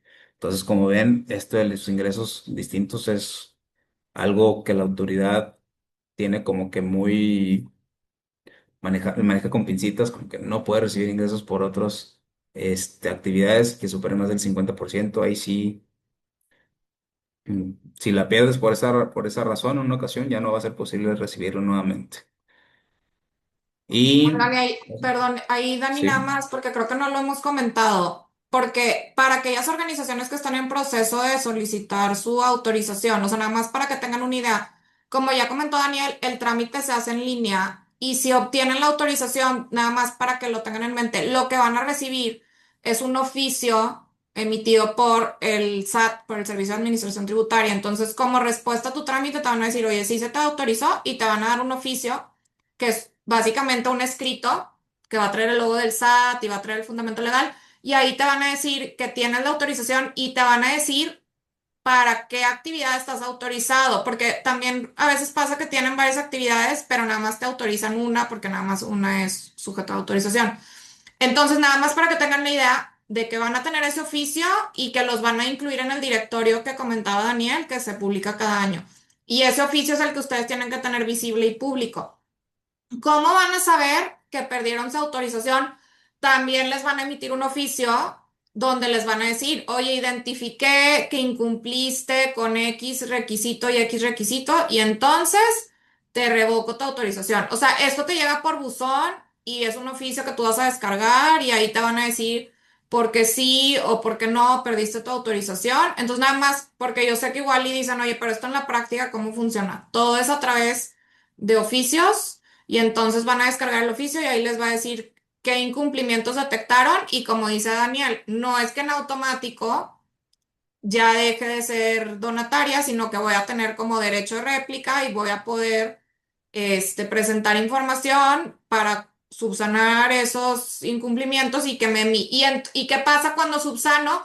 Me van a emitir otro oficio en el que van a decir, oye, ya revisé la información que me proporcionaste y entonces te renuevo tu autorización o te doy una autorización nueva. Entonces, nada más para que sepan que todo es a través de oficios. Y si ya son donatarias, pues ustedes tienen que tener ese oficio. Lo tienen que tener ahí disponible y es el que tienen que también tener a la vista para todo el público en general. O sea, nada más porque sé que igual y aquellas que todavía no solicitan la autorización pueden no conocer cómo funciona en la práctica, funciona de esa forma. Y también, si les llegan a no renovar la autorización o a revocar, tienen que recibir ese oficio. Oye, yo no vi el buzón y no tenía el oficio. La otra forma de saber si pasó algo con tu autorización es revisar el directorio, porque si no te renovaron la autorización, ahí vas a aparecer en la lista como no renovado. Pero nada más para que tengan esa idea. correcto. Y pues las causales de revocación, como comenté, también pues, no cumplimiento de obligaciones fiscales. Entonces, entre las cuales se encuentra pues, no expedir los FDIs, que estoy viendo el diagrama de la derecha. Si el SAT detecta cualquier incumplimiento u omisión de obligaciones fiscales, que se pase el 50% de ingresos distintos a los fines autorizados, este, lo de mi donataria que tiene un funcionario que estuvo en una facturera, se ha publicado, todo lo que acabamos de dar, pues aquí como que una foto donde viene conceptualmente cuáles son las causales de incumplimiento y que si yo estoy en algunas de esas causales, pues se pierde el patrimonio. Muy repetitivo, muy disco rayado, pero es que es bastante importante estar conscientes de las implicaciones o de las consecuencias de estar en alguna causal de revocación, porque prácticamente una vez que eres donataria, el patrimonio está encapsulado a los fines de beneficencia o respecto a los cuales se prevea las autorizaciones para recibir donativos. Y si tú como donataria, que originalmente estuviste destinando tu patrimonio a esos fines, pierdes la autorización, pues tu patrimonio se queda en esos fines con otra donataria, pero se queda y tú ya lo pierdes. Por eso es bastante importante. Y como comentaba Marcela, ¿cómo puedo saber si continúo o no continúo? Además de que me comunican, pues yo puedo ver el anexo 14 y si no estoy en el anexo 14, pues hay que revisar por qué no estoy. Algo Hay pasó. que ver el buzón tributario. ¿Qué, perdón, Marcela? No, sí, que si no estás, algo pasó. Es correcto. Este, Otra causal, como les comentaba, si yo solicito la cancelación de mi autorización, oye, pues qué bueno que ya no quieres ser donataria, pero ¿qué crees? Tu donativo tiene que seguir destinándose a estas actividades y tú no quieres seguir haciéndolas, pues lo siento mucho, pero tu patrimonio sí se tiene que quedar en las actividades, mándasela a otra donataria. Entonces también, si yo fui donataria y ya no quiero serlo y pido que me cancelen la autorización, debo entregar mi patrimonio a otra donataria autorizada. ¿Cuál es el procedimiento? Pues se emite un oficio en donde me dan a conocer la causal de revocación, como comentaba Marcela, me dan un derecho de réplica, tengo un plazo de 10 días, para manifestar lo que a mi derecho convenga y otros 10 días prorrogables hasta 2 veces, o sea, puedo pedir otro plazo de 10 días 2 veces, o sea, 10 y 10. Y luego, posterior a ese plazo, el SAT me emite la resolución, tiene hasta 3 meses para emitirlos y pues me notifica mi resolución, si continúo o no continúo como donataria. Y en caso de revocación, me da a conocer los datos de la donataria. El SAT, perdón, da a conocer esos datos en el anexo 14, eso se lo publica a todo mundo, porque pues ese proceso de entre oficios y conversaciones entre el SAT y la donataria que se trate, pues se queda entre ellos dos. ¿Y cómo se entera el mundo? Pues con el anexo 14. Y también se vuelve bastante relevante, por ejemplo, para las donatarias que apoyan a otras donatarias. Para poder apoyar a otra donataria, debe existir más bien un convenio de apoyo entre las donatarias. Vamos a suponer que ustedes son una donataria que apoya a otras donatarias y tienen un convenio en donde pues cada X meses o cada X plazos se están otorgando donativos, pero resulta que esa donataria se la revocaron y yo no me enteré y, y le entregué dinero a esa donataria, pues yo voy a estar en una causal de revocación.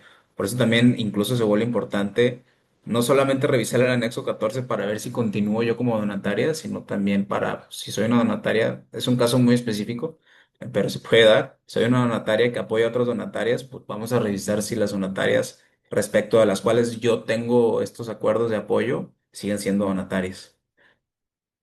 ¿Cómo saber dónde está el anexo 14?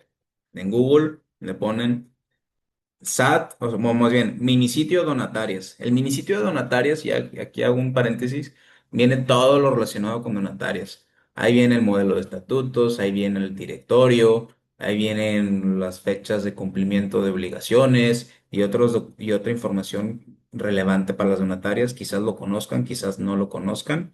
Es una página de internet bastante amigable, bastante intuitiva, muy bonita. La verdad sí está muy bien diseñada.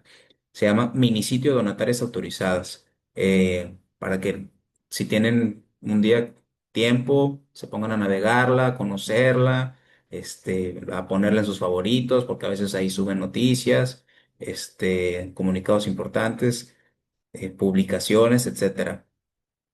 Y ahí viene el directorio de las donatarias autorizadas, que es el anexo 14.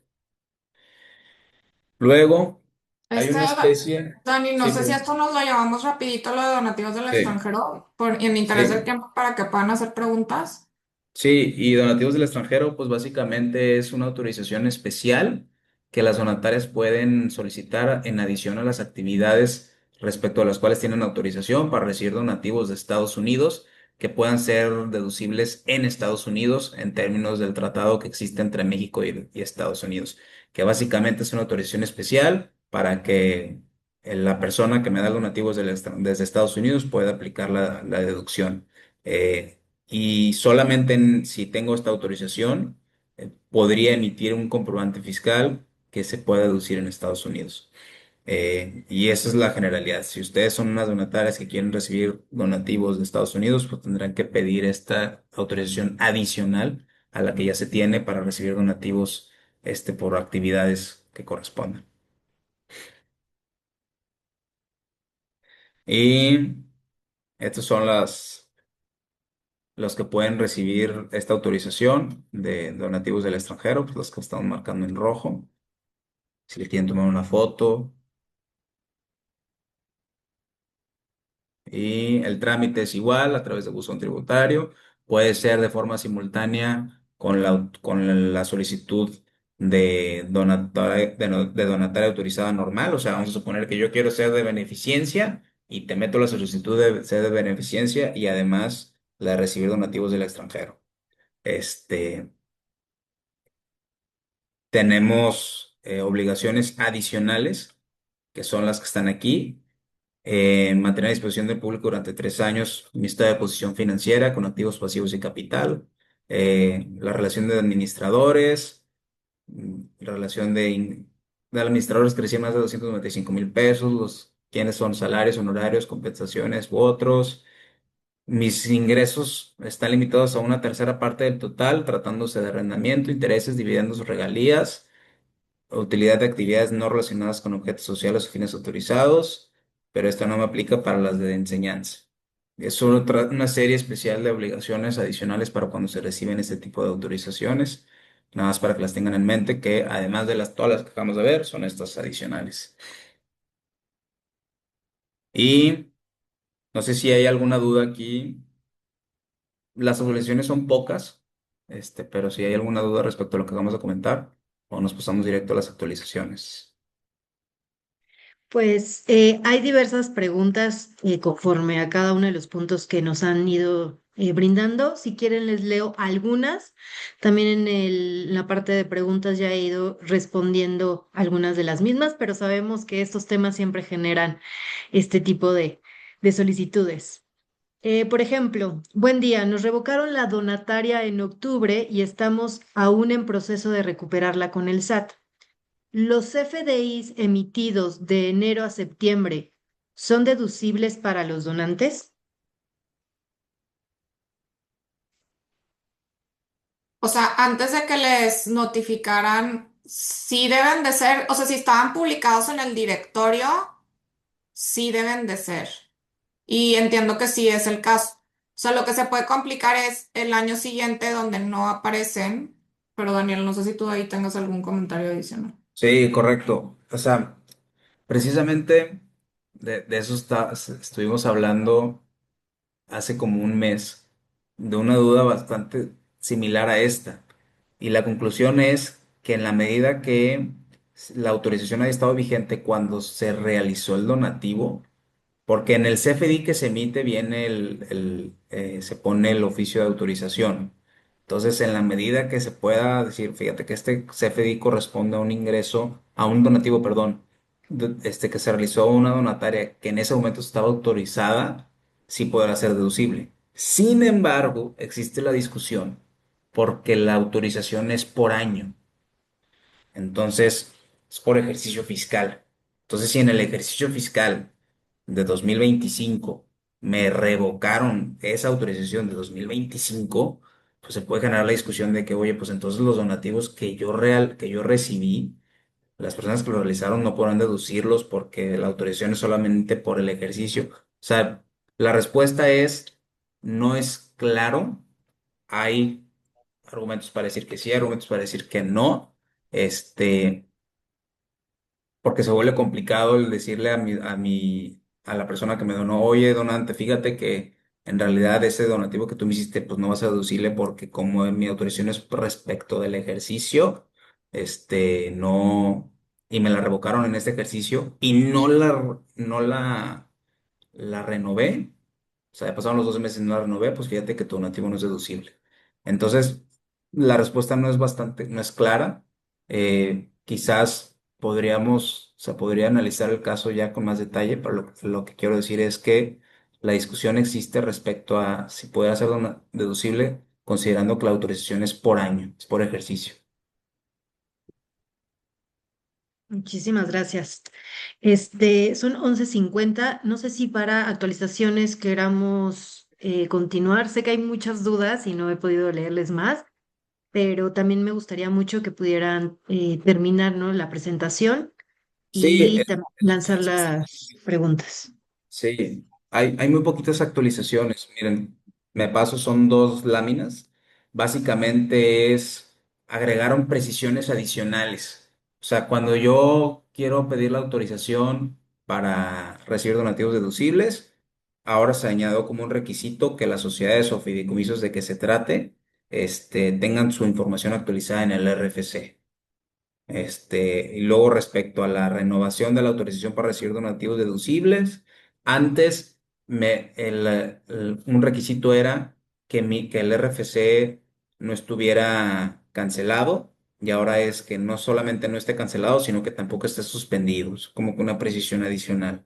Eh, el documento para acreditar las actividades, antes se podía poner un copy-paste, perdón por la expresión del objeto social en el documento que te emitían las autoridades correspondientes, estatales, municipales o quien fuera la autoridad respectiva para acreditar la realización de tus actividades, ponían un copy-paste de tu objeto social y ahora el SAT dice, no solamente debe venir eso, sino que se tiene que poner expresamente en qué consisten y de qué manera acredita que las realiza, indicando el lugar o ciudad en que las realiza. Es un requisito adicional que deberá tener los documentos que acrediten las actividades y creo que esto es bastante relevante, sobre todo para la renovación, porque quizás los institutos o dependencias gubernamentales que emiten estos documentos no están al tanto de esto y si se lo renuevan y no cumple con este requisito, pues el SAT no lo tendrá como válido.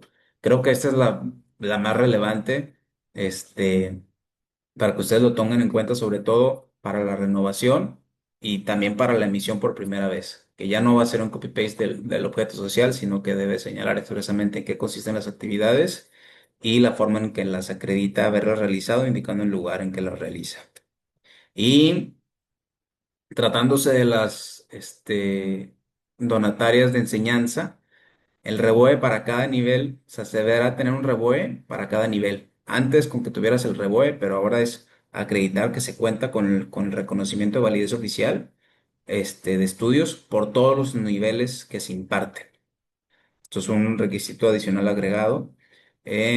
Y como última actualización, autorización para aplicar los donativos recibidos a actividades adicionales o cambio de actividades distintas. Esta solicitud, se podrá realizar siempre, en todo momento. Pero en caso de que no se obtenga, se va a considerar que se están destinando los fines de la donatarium distintos a los autorizados. O sea, vamos a suponer que yo pido una autorización adicional y yo estoy realizando mi actividad y siempre al final del día no me la autorizaron, pues se considera que yo realicé actividades a fines distintos. Por eso es bastante importante, si quiero realizar algo adicional, pues esperarme hasta obtener esta autorización adicional. Esas son básicamente todas las actualizaciones que existen. Creo que de la más relevante es, desde mi punto de vista, el documento que acredita las actividades, considerando que seguramente los quienes las emiten pueden no estar al tanto de este cambio. Y ahora sí ya vamos a pasar a las preguntas y respuestas. Muchísimas gracias, Daniel y Marcela. En lo que les voy leyendo las preguntas y respuestas, también les pido a nuestros participantes darse un espacio para poder contestar al cuestionario posterior a la sesión. Déjenme lanzarlo de una vez. Listo, ahorita ya lo tienen en su pantalla. Y pues bueno, paso a las preguntas, intentando identificar las más generales para que la mayoría pueda tener esta información. Y casos, ¿no? A lo mejor un poquito como de ejemplo para que también lo identifiquen. Por ejemplo, si en junio perdí la autorización como donataria y existe la posibilidad de recuperarla posteriormente, ¿cómo debo cumplir con la declaración anual? ¿Debo presentar una declaración por el periodo como donataria y otra bajo el régimen general? O sea, bueno, que no, siendo no donataria. Aquí, si entendí la pregunta es, en el caso particular se anunció, el inicio de la revocación fue en junio del junio. año. Ok, recordemos que, todo el proceso de revocación dura 12 meses. Entonces, se tendría, sin considerar los plazos de días hábiles, etcétera, o sea, para el junio del siguiente año, yo ya habré perdido o no perdido mi autorización en función de si logré acreditar el cumplimiento de las actividades y subsané las observaciones. Eso es aparte. A partir de ese momento, yo me convierto en régimen normal, de persona moral normal. Y respecto del primer año que inició el proceso de revocación, pues yo estoy en el régimen de persona moral no contribuyente. Entonces, respecto de 2025, que fue en donde me notificaron el inicio de revocación, pues yo tendré que presentar mi declaración anual de 2025 el 15 de febrero. O sea, no es como que, uy, solamente me aplica para la mitad del año en donde antes de que me notificaran la revocación, sino que se tiene que presentar, desde mi punto de vista, el, la declaración en febrero del siguiente año del título 3, o sea, del no contribuyente. No sé, Marcela, tú cómo lo veas, pero como yo lo veo es así. O sea, no porque me haya notificado el inicio de revocación, significa que en automático estoy revocado y que me salí del régimen en ese momento. Sí, porque acuérdense que hablábamos de que tienes derecho de réplica. Entonces, ahora sí, o sea, si te notificaron y te dicen que estás incumpliendo, tú contestas, pero no subsanas ese incumplimiento. O sea, yo también coincido en que hasta que no tengas el oficio donde ya te notifican que definitivamente tienes revocada la autorización, estás como en una especie de limbo, pero todavía no estás fuera del régimen. Muchísimas gracias. Otra de las dudas era sobre el límite del 5%. ¿Se calcula sobre el total de los ingresos anuales o mensuales de la organización? Total, el 5% se refiere a los gastos administrativos y ese 5% de gastos administrativos es respecto al total de donativos que fueron recibidos. Por ejemplo, para ser muy simples, si en un año yo recibí 100,000 pesos de donativos, solamente el 5% de esos 100,000, que son ¿qué? 5,000, si no me falla la matemática, pueden ser para gastos administrativos, pagar recibos de luz, pagar renta, etcétera, respecto de los donativos. Por eso les comentaba, si yo recibí ingresos distintos a donativos y que están permitidos, esos ingresos sí los podré destinar a este tipo de gastos, pero sí se vuelve en ocasiones complicado lograr acreditar de manera documental que en efecto el dinero que yo recibí, distinto a donativos, lo estoy destinando para pagar gastos de administración. Se vuelve complicado acreditarlo, sí se puede acreditar en la medida que se tenga un registro y un control de este tipo de ingresos, puede ser a través de cuentas bancarias distintas para poder tener la trazabilidad de los flujos, se me ocurre. Pero respondiendo a la pregunta es 5% del límite de gastos administrativos, no respecto de la totalidad de los ingresos, sino respecto a la totalidad de donativos recibidos Durante el año. durante el año, correcto. Muchísimas gracias. Otra duda. Buen día. En el supuesto de que una organización pierda la autorización de donataria autorizada, cuando se habla de devolver todos los activos y bienes de la organización, ¿esa obligación se refiere únicamente a los activos adquiridos a partir de la fecha en que obtuvo la autorización o también incluye los activos que ya pertenecían a la organización antes de ser donataria? Es la totalidad. No, la ley no distingue de solamente los que se hayan obtenido mientras estabas dentro del régimen donatario autorizado. Es tajante. La totalidad de los activos tienen que destinarse a otra donataria autorizada. Muchísimas gracias.